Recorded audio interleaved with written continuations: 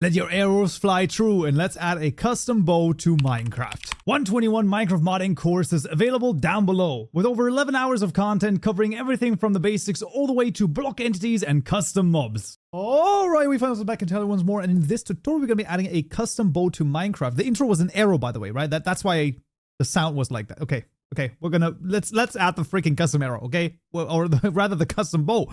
That's not even a custom arrow. It's only going to be a custom bow that fires normal arrows. But it's going to be very interesting indeed.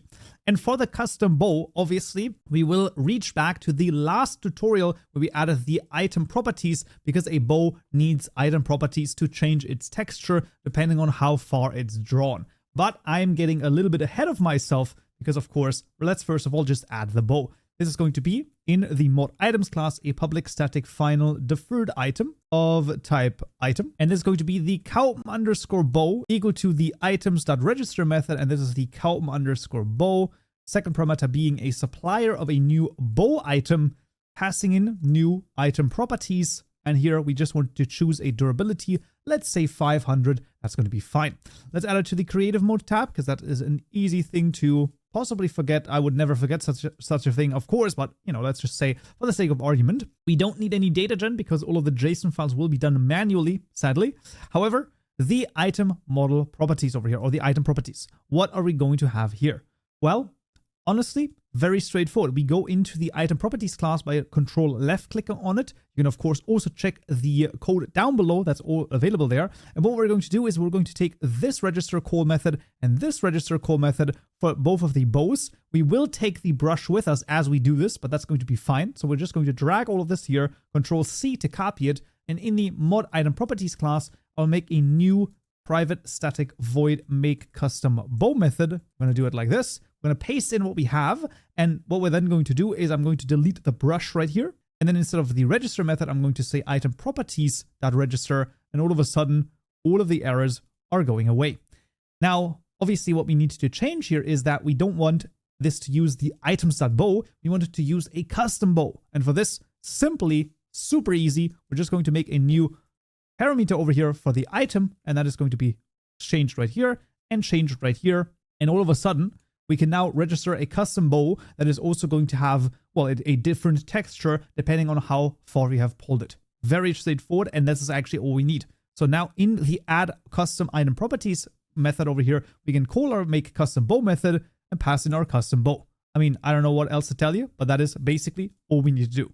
We don't really need to get into the specifics of the register methods right here. Basically, highest level overview. As we're continuing to hold the right click, the bow's property is going to change, and therefore what's going to happen is that the item properties is then going to change, and that is going to then facilitate the changing of the texture.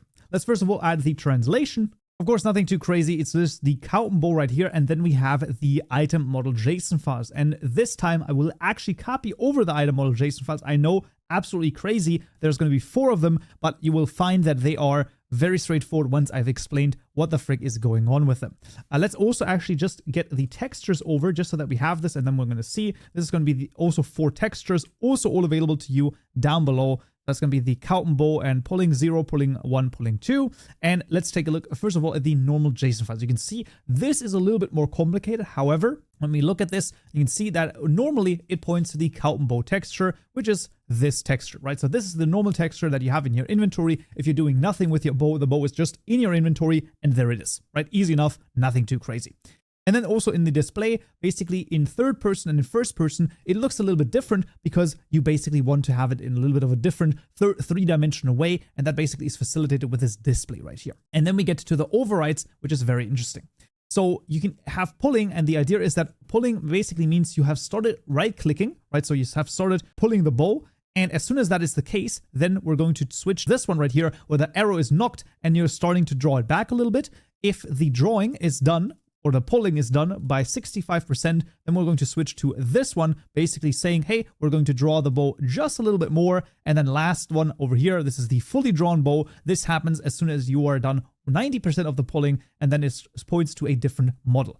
Once again, the idea here is that it points to a different model JSON file, right? Item model JSON file, and those ones just point to the different textures. However, extremely important here in this case, as you can see, is that the parent usually should be the parent that you were sort of referring to before, right? So you can see that the parent here is the Kaupenjoe. That is actually quite important. In our chisel use, we actually didn't use this. I don't think that it is always necessary. However, that is the thing that basically happens in the normal bow as well, and in all of the different item model JSON files from vanilla. So I just, basically use this as well. But that is basically the whole shebang. That is all that we need here in this case for a custom bow.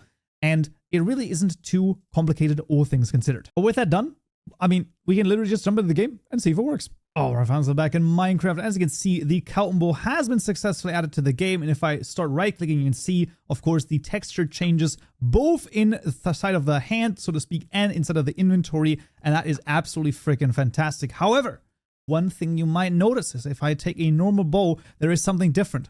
Look at what the camera does. It zooms in a little bit as I continue. And if I use my bow, that does not happen. How can we remedy this situation?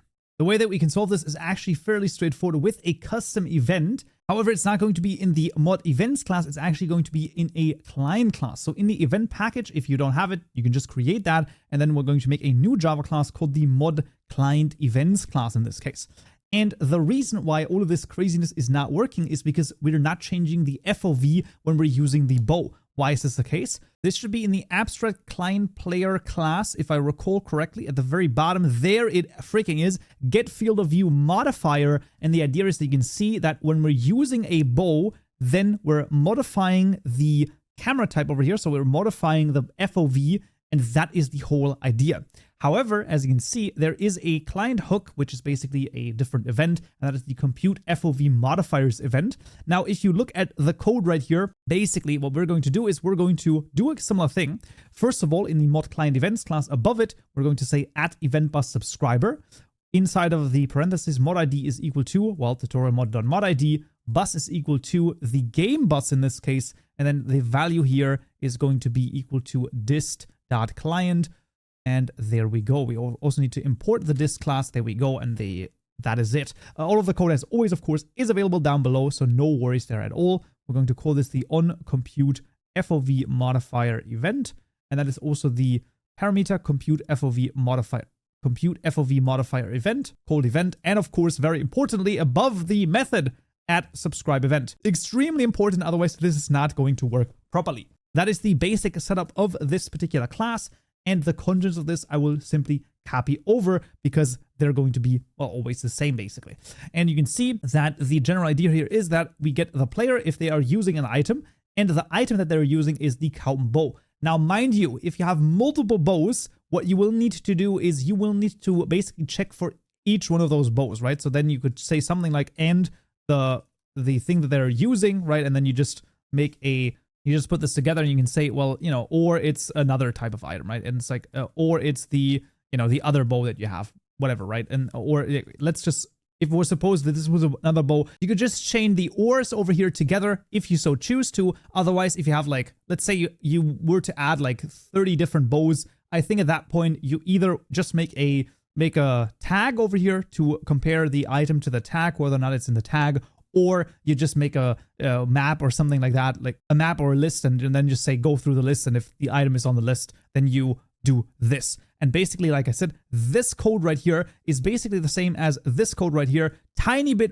rewritten, but really it is almost the same. You can see it's very similar. It just has proper names so that you actually understand what the frick is happening right here, instead of calling it I and F1 because that's always not a nice thing. But yeah, that is basically the idea. And with this now done, firing an arrow now looks kind of like this. And you can see we're now also zooming in with our custom bow. So it doesn't even matter. The same bow also does the same zooming technique. Our custom bow now also zooming in. Absolutely freaking fantastic. I mean, that is a custom bow added to Minecraft. Awesome. As I said, all of the code is available down below. Next time in this video, we'll talk a little bit more about using events. Hope to see you there. So, yeah.